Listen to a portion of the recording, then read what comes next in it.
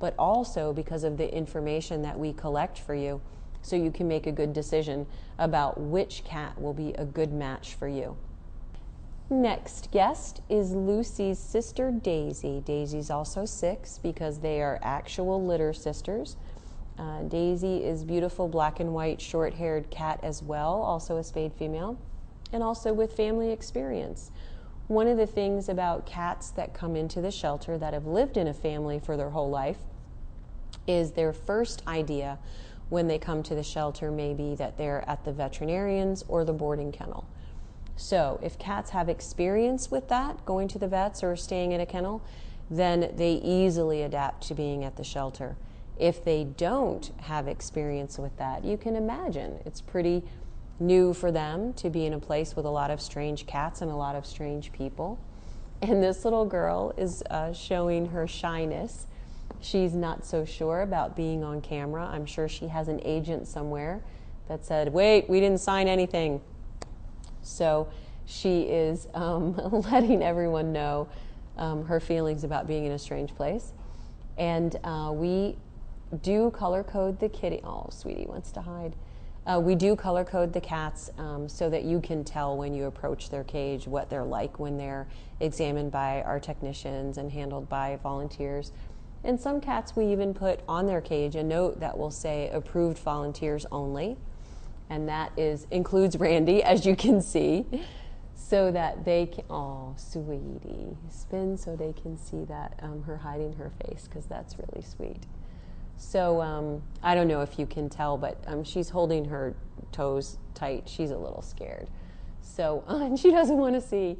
So we have approved volunteers that are used to handling cats that are scared and nervous, like Randy. Not scared and nervous like Randy, but approved volunteers like Randy, to make it as easy for them as we can. But one of the things that we want to do with the TV show is to show the full range of their behavior so that you can find an animal either that is a great match for your lifestyle or perhaps one that tugs at your heartstrings and makes you feel that you would be the person that can help her with her transition into the next stage of her life. It is all of the animal care technicians' job here to make sure that the cats and dogs get adjusted as quickly as possible. But certainly there's only so much that we can do to convince them that there's going to be a new home in the future. There's no way to really tell them that what they are holding out for is something a lot better than here. And for our strays who have been out in the weather, maybe chased by dogs, maybe had incidents with people that didn't want them around, the shelter can be very reassuring because it's safe and it's like room service here, and they have their own bed and their own litter pan and they're brought things to play with. But for cats that lived in a home their whole life, like Lucy and Daisy, they have a lot of questions about what this means and what the future holds. So if you can find it in your heart to take them into your home, which is what they really want, then come on down and meet them and see if they're a good match for you. And I will explain Daisy's behavior there was someone came in the front door and she heard it slam.